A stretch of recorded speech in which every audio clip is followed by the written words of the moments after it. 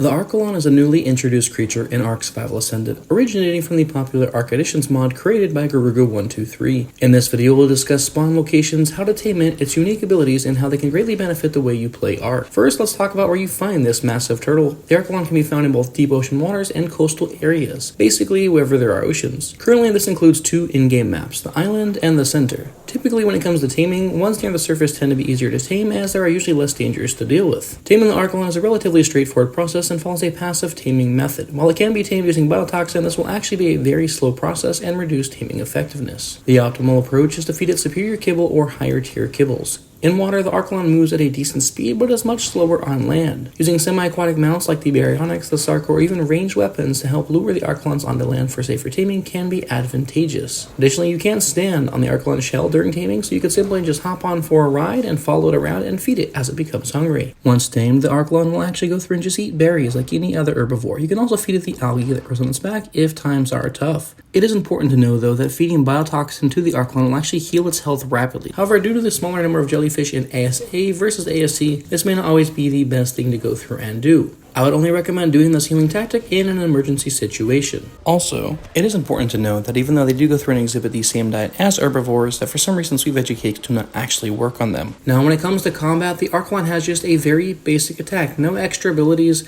When it comes to combat, they simply just bite the creature that's there in front of them. However, they excel as a utility and traversal creature. It possesses natural immunity to jellyfish stings and torpor effects, making it highly resilient in underwater environments. It can go through and kill a jellyfish, and then it gains a buff that enhances its damage output against both jellyfish and other creatures.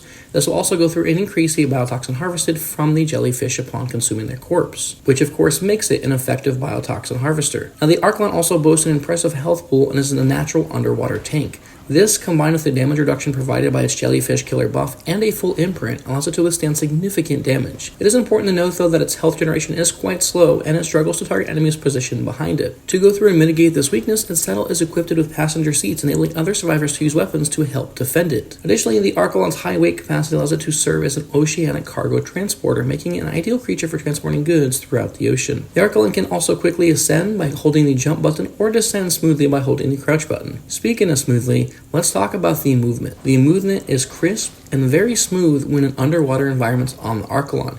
You practically turn on a dime or with very, very little limitations. Whereas creatures like the Sarco struggle to go through and to make a U-turn, the Archelon spins very effectively and moves very quickly as it goes through and navigates the waters. It is also important to note that the Archelon's immunity to torpor makes it highly valuable in taming Tusos. Although it can be grabbed by a Tuso, the Archelon's large health pool and immunity to torpor are able to endure substantial damage, making it an excellent companion for taming the giant squid. Now, when it comes to riding this creature, we already briefly spoke about the saddle. The Archelon features a 4-person saddle, making it one of the first sea creatures designed to transport multiple passengers efficiently. Unlike platform saddles, this saddle grants buffs to its riders, ensuring their safety while mounted. One of the unique aspects of its saddle is that it supplies oxygen to the rider and passengers, effectively functioning as scuba gear. This saddle is unlocked as early as level 45, which is significantly earlier than traditional scuba gear. Whether riding or simply standing near the saddle, players can breathe underwater, extending exploration time. Archelon are incredibly useful, particularly in taming other creatures. They naturally go through and generate algae, which can be accessed through the radial menu instead of their inventory. Algae production is more efficient in water, which will produce twice the rate compared to land. So just make sure if you are going through and leaving these fellas out to go through and generate this algae, you do not keep them on the beach. You actually go through and submerge them underwater, and you go through and net twice as many benefits. This algae acts as an excellent taming food for herbivores, similar to mutton for carnivores, but with a much longer shelf life. Now, to go through and preserve it, you can simply just not peel it off the turtle's back until you need it, or you can just stick it in the fridge and it will last quite a long time.